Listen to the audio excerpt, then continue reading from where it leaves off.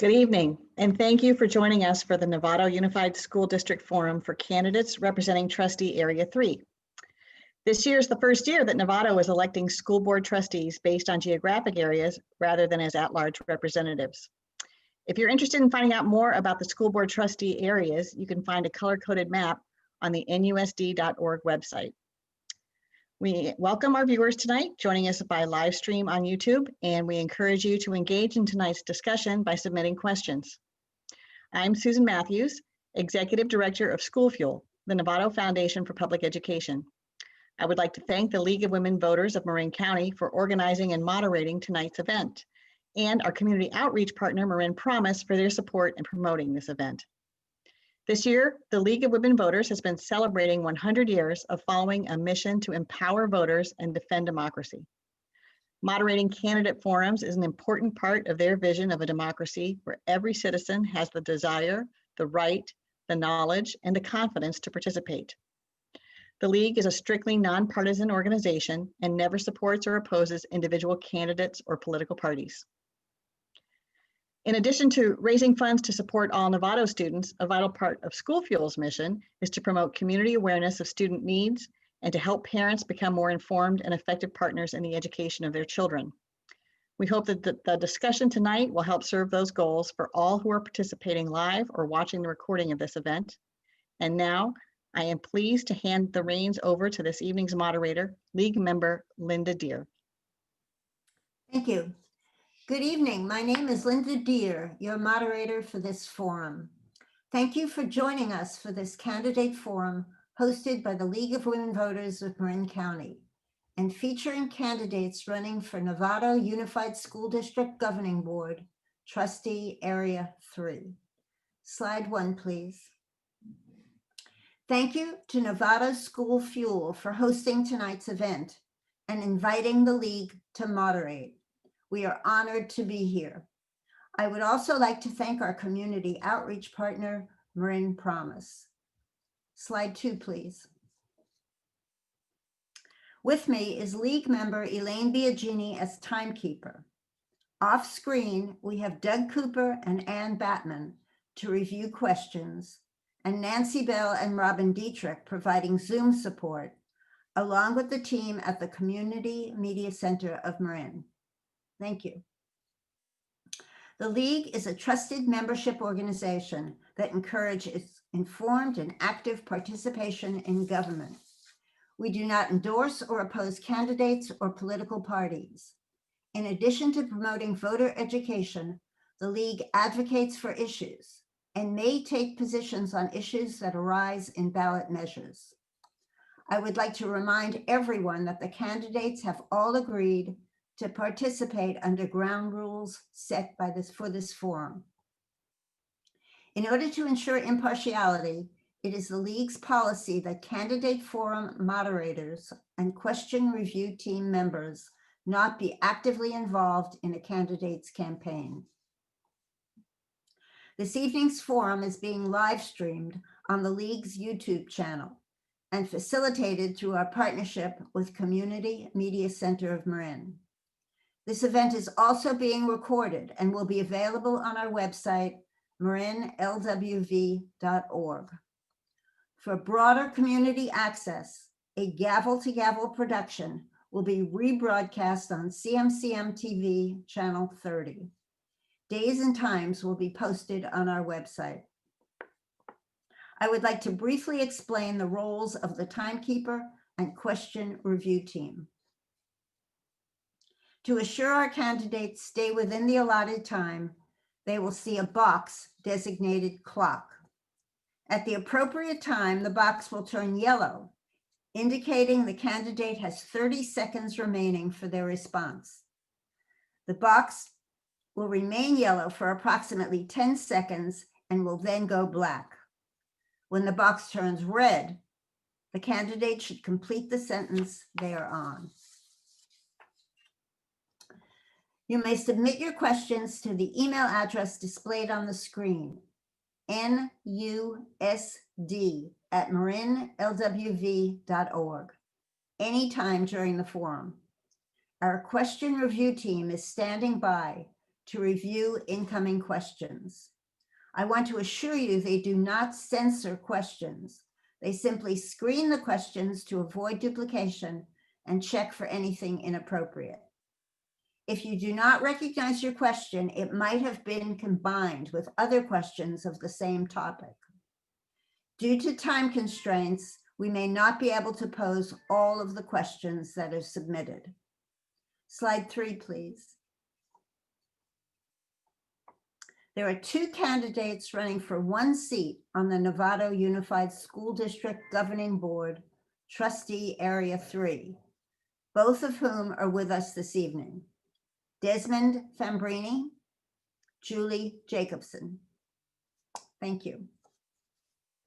The candidates have been invited to make a 2-minute opening statement. After that, they each will have 1.5 minutes to answer each question. To be fair, I will rotate the order in which they respond to the questions. For opening statements, we will begin with Desmond Fambrini. Desmond, unmute your mic and you can give us your opening statement. Hi, everyone. Okay, thanks so much for that wonderful intro. So first of all, I just wanted to start out by introducing myself. I am Desmond Dela Cruz Fambrini, running for Novato Unified School Board in Area 3. And I was going back and forth on all of the different things that I wanted to say and how to say it. And then I realized that I think the best thing to do would just be to tell you a little bit about me and what I stand for and where I come from. So I was born and raised in Marin County to a loving mother and another mother as well. So I grew up with 2 loving parents, 2 loving mothers, and a wonderful set of aunts and an uncle that supported me so much throughout my different schooling. And I was different. It was very clear. Boyish things like soccer and basketball, but also some not so boyish things like makeup and glitter. And I also was the only Black student in my classroom, and that caused a lot of problems for me. Now, if that wasn't enough, I also grew up with a diagnosed ADHD and OCD diagnosis and a diagnosed tracking disorder and auditory processing disorder. So school was not the easiest for me. And with that said, people looked at me like I could not do it. But I had a family that supported me and I had teachers that supported me. And because I had a family that supported me and teachers that supported me and always believed that I can do it and believed and treated me like I was capable, I was able to succeed and always surmount expectations. I went on to Dartmouth College, where I double majored in government and gender studies with a minor in theater dance emphasis. And I'm now moving on to complete my master's of education at Johns Hopkins. And I think my experience with growing up in Marin County, with the diversity in Marin County, and being the person that I am today, and with the experience I have as now a teacher of 5 years, would make me an excellent candidate for Novato Unified School District. So I want to thank you so much for your time. I want to thank the Women of League voters and of course, School Fuel. You guys are both excellent organizations. So if I could use this last time, just say thank you so much and see you later. Thank you. Julie, unmute your mic and give us your opening statement. Good evening. Thank you all for being here. I want to thank the League of Women Voters and School Fuel, as well as Marin Promise, for putting on this wonderful event. It's so fun to see democracy in action. It's really great.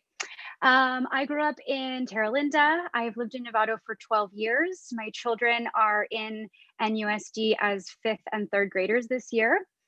I became involved with the schools on the PTA. I have served as the site auditor at Lou Sutton, as well as I am the current PTA president there. I've also served as the auditor for the 16th district, which is all of Marin County and Plumas and Lassen counties. So I'm looking at the financials for those organizations. I've also served on the site council at Lou Sutton, which is the financial oversight group.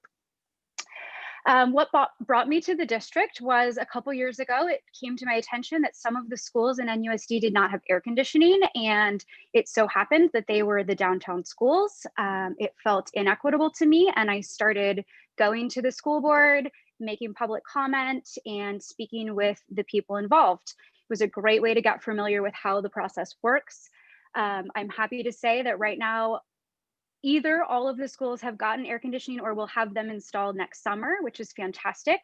Through that process, I had many people come to me and say, you should be on the school board. And I was like, haha, whatever. But as this happened, I started thinking maybe that is something that I should be doing. Volunteer work is very important to me, and this feels like the next natural step. I professionally am a bookkeeper. I have a bookkeeping firm. I am very familiar with financials. Looking at the school budget is not something that is unfamiliar to me. And I come with a parent's perspective. Being able to hear the information from the teachers and the board is different if you don't see the way it comes full circle back to the families. So I appreciate the opportunity to speak with you all today, and I'm excited to answer your questions. Thank you. Thank you.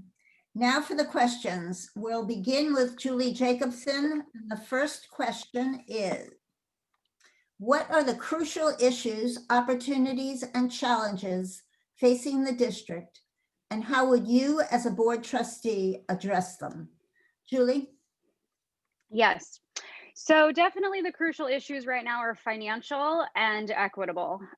Financially, the NUSD is funded to the lowest amount per student in our county and Sonoma County. That makes it difficult for us to run a budget with all of the amazing programs that we want to have. So fiscal responsibility is extremely important. Our reserves are, in my opinion, as low as they should go, and even they need to be built up. The other thing is, particularly with the learning loss that's happening right now, there's some equity issues. We need to make sure that all of our groups are being fully represented and are getting the resources they need, and then making that happen within the budgeting confines. So it's a very interesting situation that does give a lot of opportunities for growth. Thank you. Thank you. Desmond, same question. You and I. Thanks so much. And I have to say, Julie Jacobson and I are very aligned on this. And I actually think that she articulated these points actually very well, is that we have a huge equity gap right now, because the students that are able to afford proper technology and accommodations right now have access to a continued learning, while students, especially SPED students and students without access to this technology and language learning students, are having an even bigger deficit than they already had. So this is a huge academic issue, right? Now, of course, we would look at the funding, and Julie Jacobson is so right in the idea that funding is a huge problem. And I think that she does an excellent job and has great experience in actually saying that, right? The only thing I would maybe add to what she's saying is that we maybe could add a little bit of representation, with the idea of, we could use, and I adore your parent perspective as well, right? We could, in my opinion, use a little bit of an educator's perspective as well on how to broaden academic interest and academic availability for students. And I think the parent perspective that Julie provides and an academic perspective that I provide are both really, really important, which makes me sad that we both can't win. So with that said, I think that both of these issues are very important. I think she brought up some great issues as well. The last issue I, of course, would want to say is a little bit of diversity, right? We do have Novato and Marin.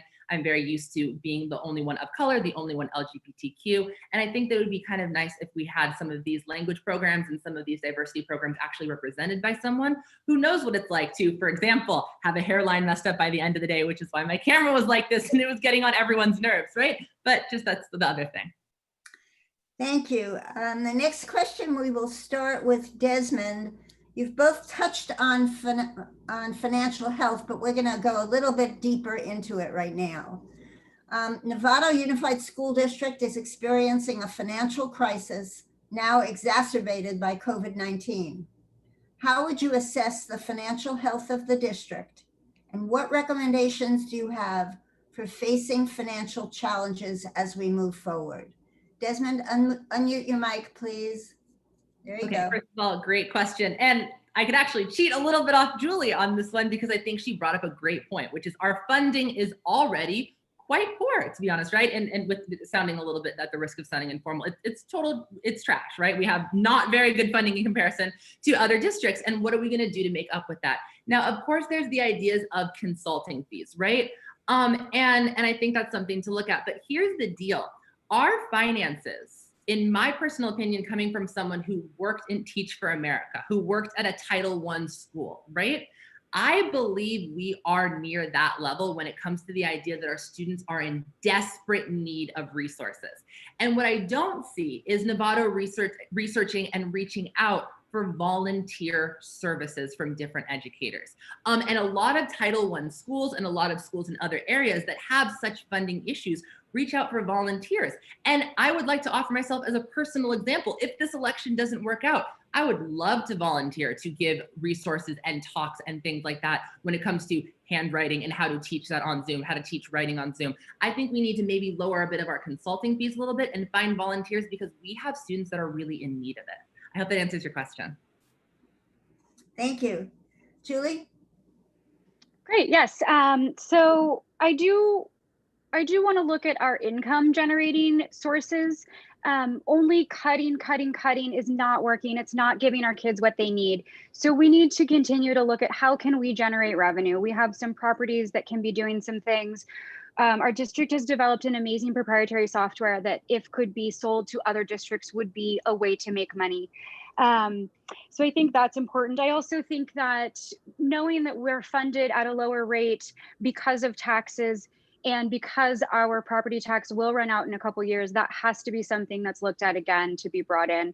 I love what Desmond said about looking to our local resources for things that are untapped, and how do we also centralize things like that. These sites are all recreating the wheel within each other. So how can we centralize some of our expenses and some of our needs so that we can meet what we need without having a larger financial outlay? Thank you. The third question, we're going to begin with Julie. We're just going back and forth, as you can see. What are your thoughts on the fiscal impact of our expiring parcel tax? Measure A failed at the polls. Do you think the district should again attempt renewal of the parcel tax? Do you have ideas on how to reach out to the community to increase support? Julie? Yes, so unfortunately, this is something that has to be renewed. Our district would not be able to function without the parcel tax, or with it being completely removed. There's definitely some problems as far as the district's PR, if you will. There are some community feelings that are at odds with taxes in general, and then also with funding the district and not feeling that they have all of the transparency they need to know how those funds are spent. So I think a lot of work needs to be done in repairing those relationships. Also, the current situation with the teachers union and the district not coming together has to be worked out so that the community feels like everyone's on the same page, which it needs to be anyway for the greater good.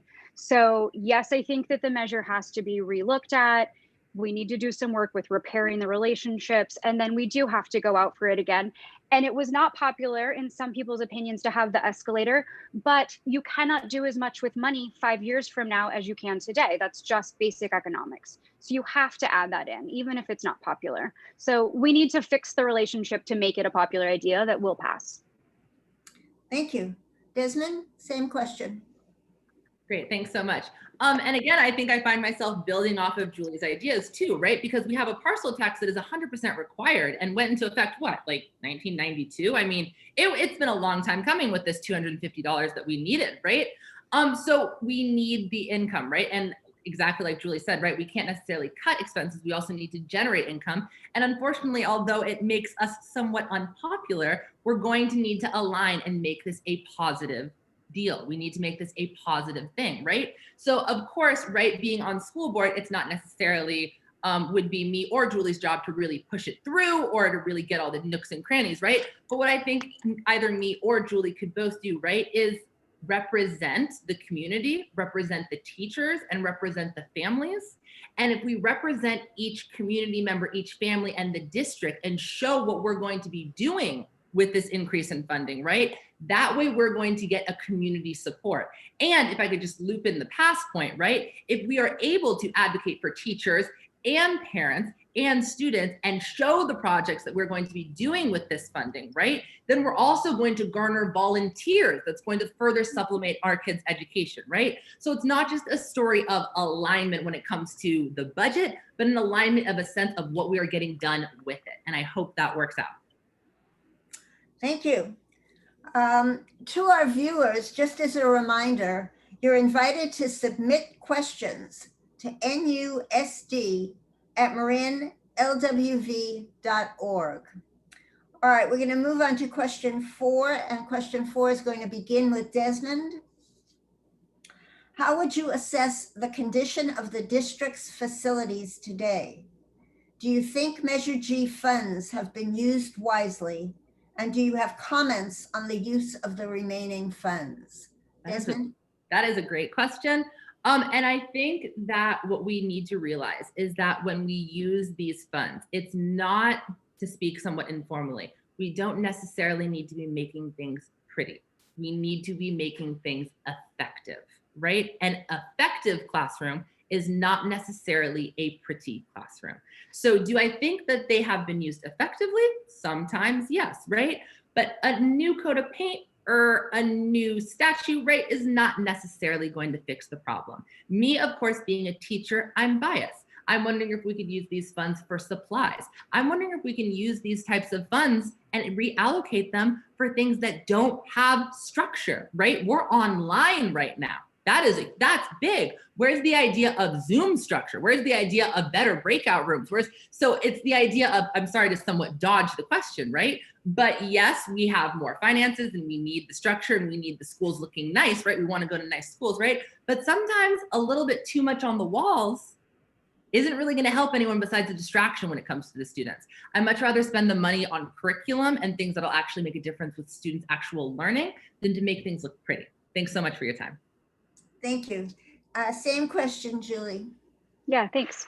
So Measure G is dedicated funds. I love the idea of trying to think outside the box of how to spend those, but they are designated and they were voter approved in a way that has to be spent on facilities. So at Lou Sutton, there was a plumbing situation. It was not good. There were times when you could not walk in a certain area because of a plumbing situation, which I will not go into. I have seen that getting fixed, which is huge. Those are the types of very basic structural needs that had to be changed. Conversely, there has been spending that worked on things like fields. It's not popular for everyone and it's very popular for others. Big picture, it is important to have schools that have strong athletic programs. It makes a bigger community. It helps to grow the base of students that want to go to those schools. However, we also have to make sure that our facilities are in order so that kids can learn. That is our main objective. So used wisely, I think it depends on your opinion. Very hard to say. I'm not going to give my personal opinion.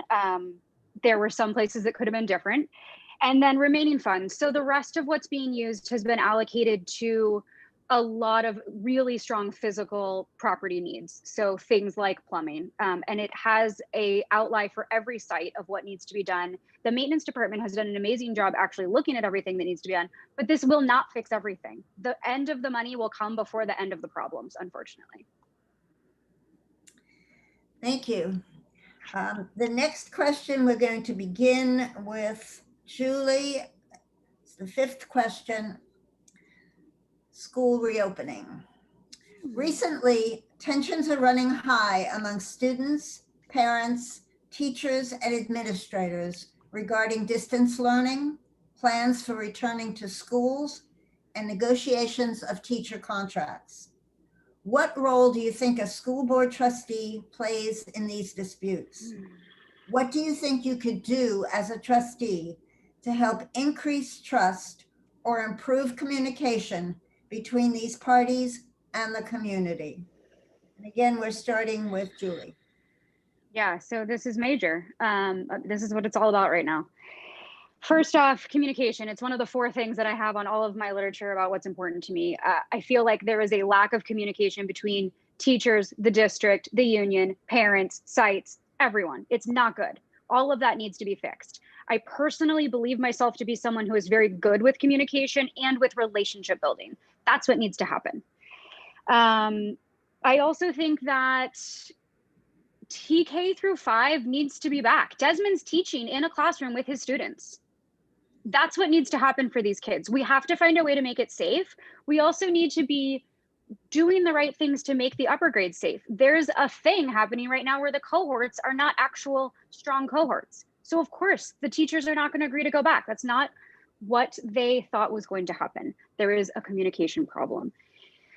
So I think the role of the trustee is to look at all the information, work on these relationships, try and get the communication on track, and also set things up for success. We need to have strong cohorts so that the teachers feel comfortable. It's all building upon itself. But also we have to look to what is happening in private schools. It's happening there, and there is a lot of success happening. Thank you. Thanks, Julie.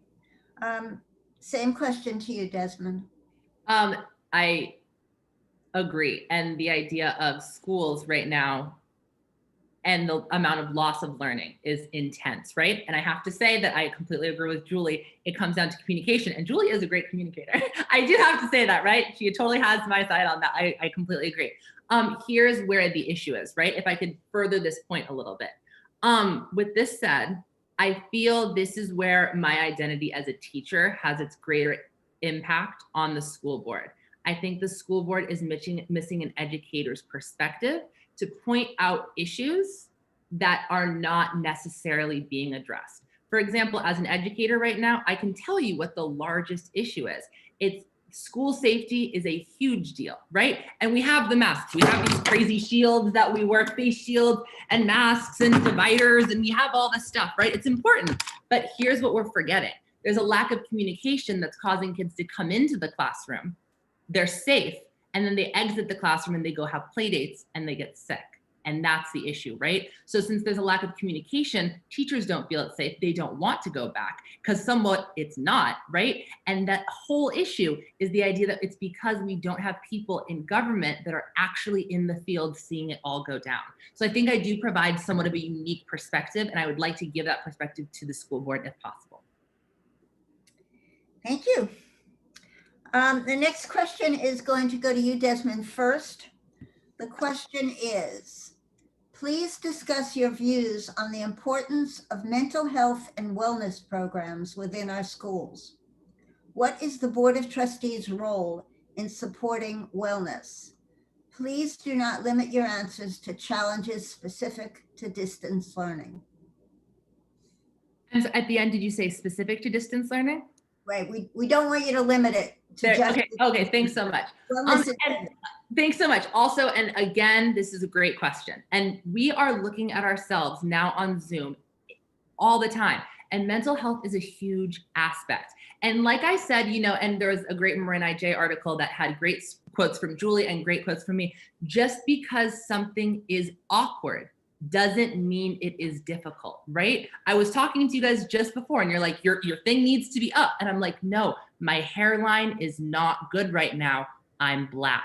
It's awkward for me to tell you that. You might be a little uncomfortable with me, but you and I could still be friends. This is an awkward conversation we're having. My angle is like this because I have a messed up hairline right here at the end of the day. These are awkward mental health conversations that need to happen. I'd really like to provide a perspective with somebody that has obsessive compulsive disorder, attention deficit hyperactivity disorder, an overall anxiety disorder, a tracking disorder, Black and gender fluid. I have a couple things that get in the way of mental health every once in a while. And I'd really like to provide that perspective because I promise it will be awkward at first with me because I will call you out on it, but we will be friends after. I promise you. Thank you. Same question to Julie, and just let me know if you want me to repeat questions. Okay, thanks. So mental health is extremely important in every setting, not just now, but it's highlighted now. I heard a great quote recently that was, mental health should be like your dentist. You go get a checkup every 6 months at base. And that should be true for our children as well. Societally, we need to make that shift, but we can help our kids by giving that example and by implementing things for them. They need the tools. The high schools last year did student-driven meditation rooms and programs, curriculum all around mental health that were fantastic. They made the most amazing presentations to the board. They were so great. And that is one great avenue. Let's have student-led needs be met. Additionally, we need to have a robust mental health situation at all the sites. I have personally tried to engage with the mental health teams at the schools, and they're overrun. They have more students than they can help. If you do not get in at the beginning of the year, you do not get to see them. And not everyone can pay for privatized privatized mental health care. So we've got to find a way to make this something that all students are getting if they need it. At Lou Sutton, the PTA has paid to have a mental health teacher come and run classes after school and teach kids tools to talk about their feelings. It's the same concept Desi's talking about. Like, we have to be able to talk about things. There is nothing that can't be accomplished if we communicate. Thank you. And once again, to our viewers, I just want to remind you that you can submit questions to nusd@marinlwv.org. Okay, we're moving on to the next question, and we'll begin with Julie. What is your view of the school resource officers in Novato Unified School District? Yes, this is a very hot topic right now. So I am very looking forward to engaging with students to find out how they feel. I think that's really important. If there are students who are feeling marginalized or that their relationship with SROs is different than other students, that's a problem. Also, what is happening after there's interaction with an SRO? Is this a pipeline to prison, or is this an intervention tactic? So I personally would like to know more before I say whether or not I think it should stay or go. I do also think that there is some value in having police officers be part of the landscape that students are comfortable with. And they need to know to not be afraid of police officers and to have them as a resource. But how do we also manage mental health and give the resources we need? Also, there's a funding situation. If we take away SROs, that money can't just be automatically sent to a different use. It's a designated fund. It has to be used for that. So before we just get rid of anything, what is our plan? How are we paying for it? That's my approach. Thank you. Same question to you, Desmond, and unmute your mic. Thanks so much. Okay, and again, yes, a very hot topic issue. And it does make me wonder, right, again, we have this issue, right? And I think Julie describes it so well, is that when you have designated funds for something, you do have to use it for that designated fund. But you know, me as a teacher, I always wonder, is there another option? Is there another type of write-up we can do that makes this a little bit better, right? And I know it's not necessarily traditional. If something says something is designated for police officers acting as role models, that's the way we have to do it. But is there something better, right? Diversity is a huge thing. Julie has brought it up fantastically from day one. I bring it up from day one. Are we not necessarily getting enough advocates and role models that are of color, that are gay, that are different, right? Do they really have to be police officers, right? And I think police officers, I thank them for their service every day. Growing up, I wanted to be one. But I always wonder, does a program need to be adjusted? Can it be expanded? What if it's police officers and then we also have teachers?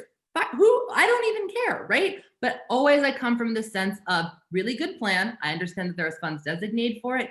Can we make it better so it is more inclusive? That's the question I would ask on school board. Thank you. Next question, we're going to begin with Desmond. It's somewhat related to what you've just been talking about. As the country reckons with long-standing injustice and inequities for people of color, how would you develop a program to proactively address racism? And I think that is a question. And first of all, I'd like to thank you for asking this question, right? And racism is systematic, right? And racism to me, I describe as like weeds in America. They appear if you don't do anything about it proactively. You can't just let things lie and stay there. We need to have ideas that are brought forth by students first, and then by teachers, and then by the school board. We need programs, we need student-led groups with mentors. We need to make sure people that are of diversity feel included. Because as a teacher working with students that are from Novato Unified School District, I can tell you, they complain about racism more than you would think. And it's very sad, but I have to be upfront with everyone here. The students are aware of it. They're my students, they're my clients. They know that there is a separation. They know that it matters what language you speak when it comes to who you're allowed to hang out with and what clothes you're allowed to wear.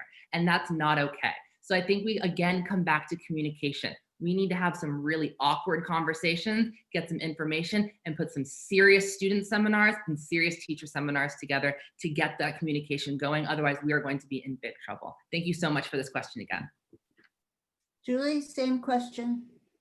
Yes, I completely agree. I also know that students are experiencing racism in Novato. That is happening. It's happening in many different forms, and we have to work together to do something about this. I know that there's people at the district office that are looking at curriculum to bring to our schools. I know that there's people at all the different sites.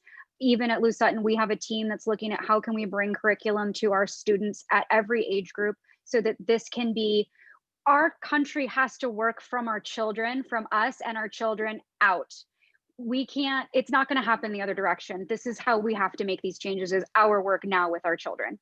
So where do we get this curriculum? How do we implement it with all of our students? How do we have, and student-led is so true. I said that at some point, that it's like the mental health situation. We need our high schoolers to come together to work on things and then trickle down that type of curriculum and that sentiment, because they know what's going on. They're the ones who are clued into it. So how can we just foster that and help them? All right, next question. We're going to begin with Julie. What do you see as the role of community partner organizations in Novato Unified? What steps can trustees take to work with these organizations to benefit students?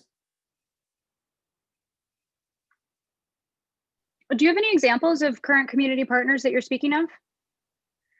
Any of the partners that you currently work with, Novato Okay. Fuel? School Fuel is definitely what came to mind first.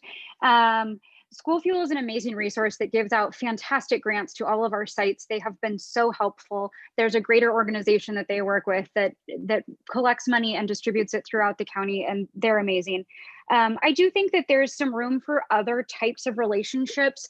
Where can we get some partners that help with STEM projects or curriculum around the things that aren't just the basic curriculum now? We live in the Bay Area. There is so much here. One of the high school students put together a summer camp that was presented at the board recently, and he called someone from Salesforce in to come and give a presentation. Like, he reached out and did these amazing things. How can we do that? We need to take the example of the high schooler to reach out to the things around us to build our schools. Desmond, same question. Again, and perfectly said by Julie, right? So all I could do is expand this, right? Is it's not necessarily, and of course, School Fuel, amazing. What they have done, incredible, huge proponent, right? Incredible. But we need to look beyond what is just going to provide more fiscal ability, right? And what's going to provide curriculum. We need to look beyond that. And I think that's where we sometimes, sadly, see the difference between private organizations and public organizations, right? There's the inequity, and I am guilty of this, right? Because I worked at a public institution where the field trips were, you go to the library down the street, right? And now I'm at a private institution where there's connections that are leveraged. Oh, you want to learn about access? We have someone that works at Guide Dogs for the Blind. Let's go puppy socialize and read a book on it. My aunt just gave a fantastic lesson about that today, actually, right? And the idea is leveraging the community around you, even if it is not directly in relation to curriculum or finance. We need to leverage the community, whether it be leveraging an educator like me. Oh, a new teacher moved to Novato. Cool, let's bring him in. He might have a couple things to say. Or someone from Salesforce, like Julie said. But the idea is community is not necessarily just curriculum and money. Community is so much more than that. And I think I could do a great job going out there and building that community relation. But with that said, I'm not going to diss Julie. Julie contacted me one of the first days that she realized I was running, and she's great at forming these relationships too, right? So with that said, I think regardless of who actually wins this, we need to go out in the community and we need to develop those relationships so we get the support we need past just fiscal and past just curriculum. Great. Okay. Moving on. The next question, we're going to begin with Desmond. Please give us your ideas to identify, attract, and retain highly qualified teachers and staff. That is quite the question, right? So I have a little bit of experience with this, right? And the idea is, what causes teachers to leave, right? I loved my old school. What caused me to have to leave that school? And the idea is teachers need to be listened to. And I think that is huge. And teachers and parents need to form positive relationships. We need to change the dynamic. And I know it sounds ridiculous, and I'm going to say something that's pretty intense, but just like how our students need mental health checkups, teachers need them too. And I know that is very profound, and I don't want to shock anyone, but a teacher's job is to be on their A game every single day, or someone could get hurt, or worse, someone can lose an opportunity to gain knowledge.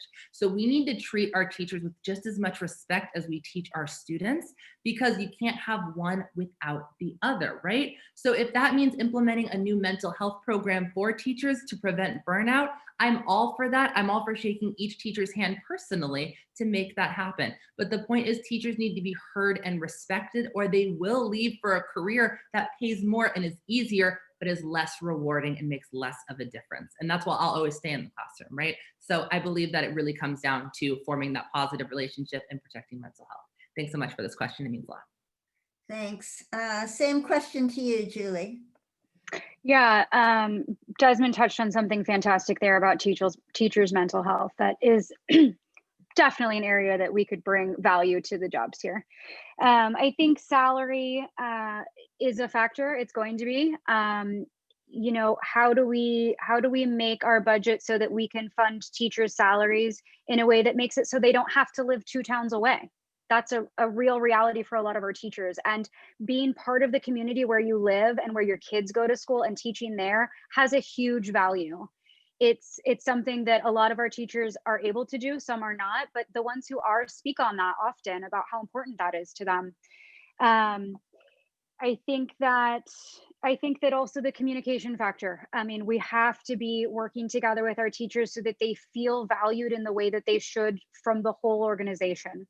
You know, parents reach out a lot and tell teachers how special they are to their kids, but having that feeling coming from all different sides is very important.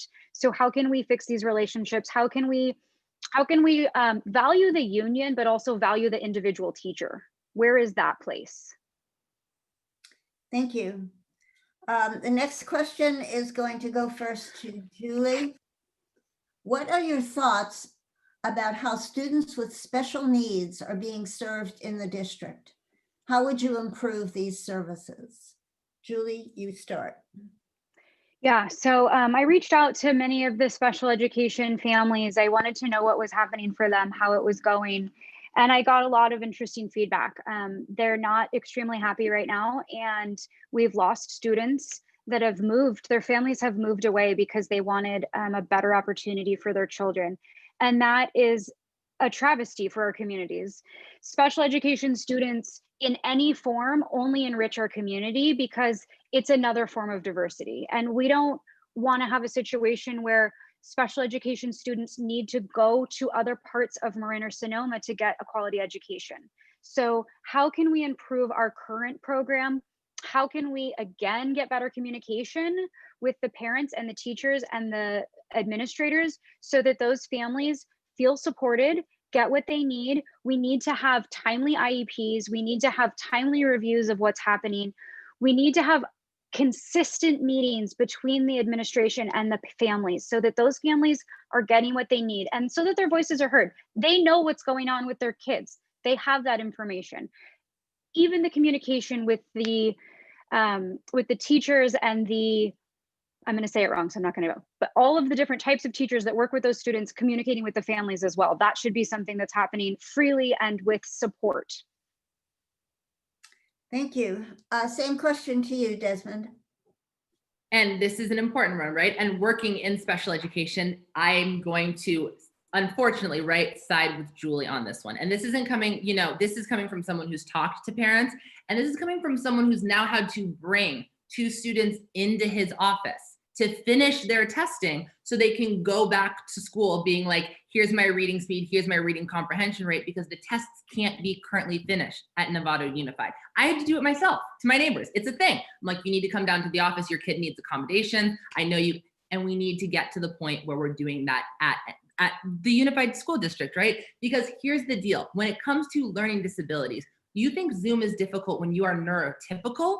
Zoom is inaccessible when it comes to learning differences of specific kinds. You have somebody that is NVLD, nonverbal learning disability, auditory processing disorder, somebody with ADHD. This is not simply not meeting their needs. This isn't meeting them at all, right? We're in a literal crisis right now. We're out of federal regulation because our IEPs and 504s are not being met, right? So I don't necessarily have an exact answer for you, except for what I need to do is I think I need to up the level of red alert right now, because this isn't simply like, oh, we need to do a little bit more to meet the needs. It's like, no, Julie's right. People are moving, because it's not that their needs aren't being met. We're not even treating them like they're actual people, right? These people need to be in a classroom. And if that means we need to bring back people that are different learners, that are neurodiverse into the classroom before our general ed, that's something I'm willing to propose, no matter how drastic it be.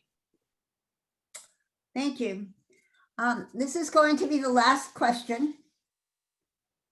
And we're going to begin with Desmond.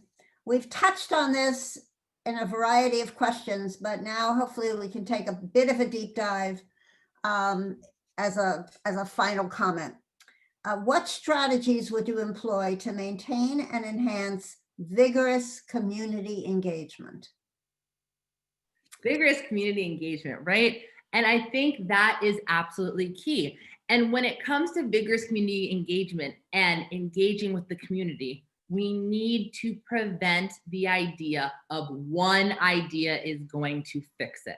In my opinion, this is the idea of many ideas are going to fix this. We're going to need community outreach on many different levels. We're going to need to outreach the community for these mental health organizations that are going to be student run that Julie and I are talking about. We're going to need faculty supervisors, and sometimes these faculty, if properly vetted, if they are live scan, can be from the community and have real life experience. If we have an LGBTQ student group, I would like someone from LGBTQ to lead that group if there are no teachers there, right? And that brings an entire institution in, right? So it's the idea of acting without judgment and acting with care, and bringing the idea of it takes a village to raise a child. And the village, although teachers, right, we are important, we cannot do it all.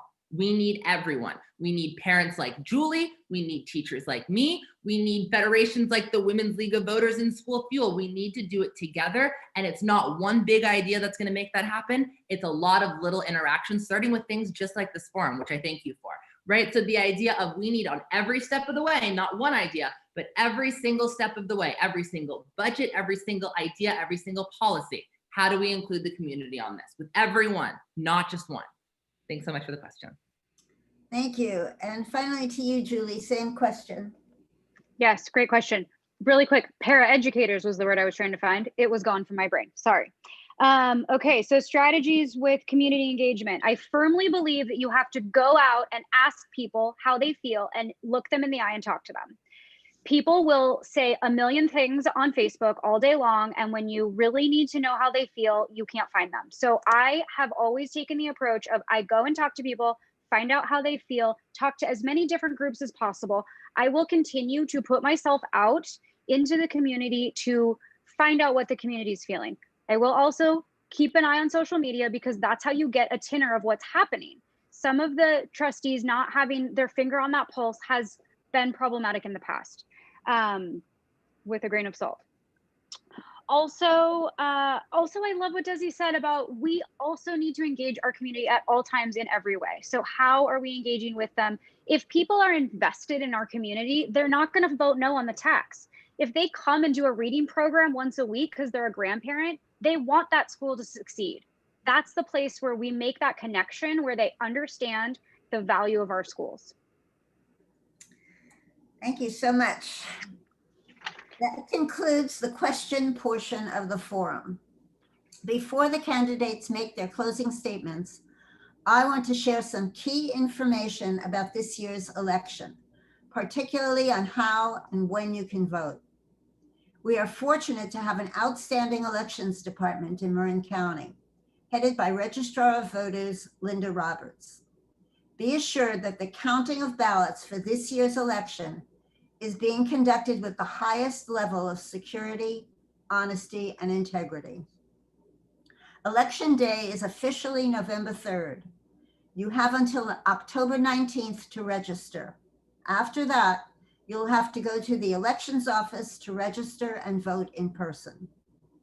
Due to COVID-19 and the need to ensure safe, accessible voting, the state of California has implemented new expanding voting options.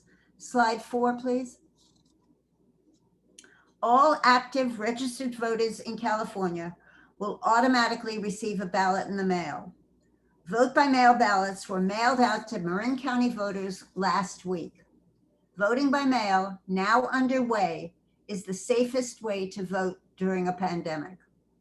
You have several options for returning your completed ballot. You can send it through the US mail, postage paid. Mailed ballots must be postmarked by November 3rd and received at the elections office no later than November 20th. You can drop it at any one of 12 secure drop boxes located around the county.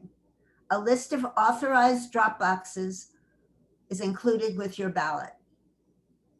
You can hand deliver it to the elections office at Civic Center starting now, or to any polling place once they are open. Slide 5, please. If you are voting in person, note that as a result of recent legislation, there are fewer polling places for this election. Your assigned polling place is printed on the back cover of your sample ballot. Be sure to check this before heading to the polls. Your assigned polling place may be different from past elections.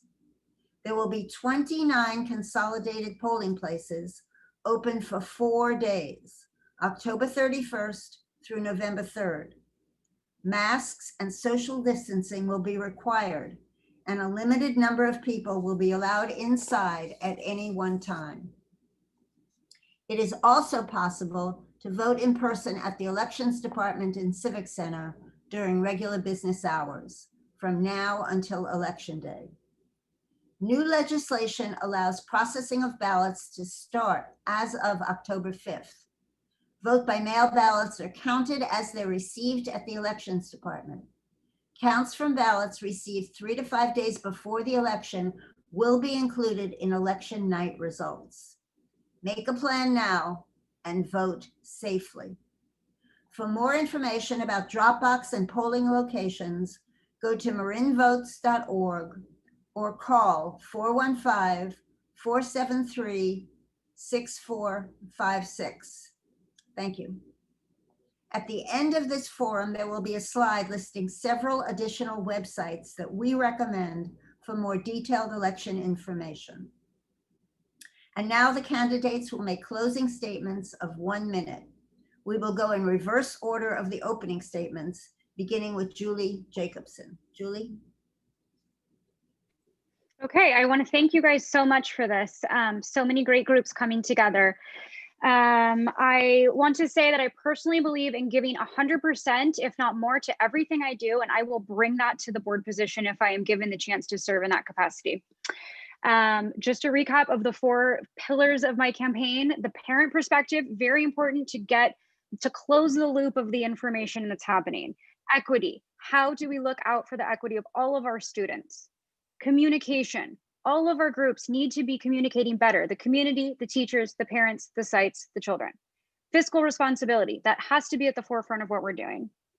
And I'd like to say that I've been endorsed by the Democratic Party, DCCM, Novato Teachers Federation, Judy Arnold, Eric Lucan, and the Marin IJ. Thank you. Desmond? Thanks so much.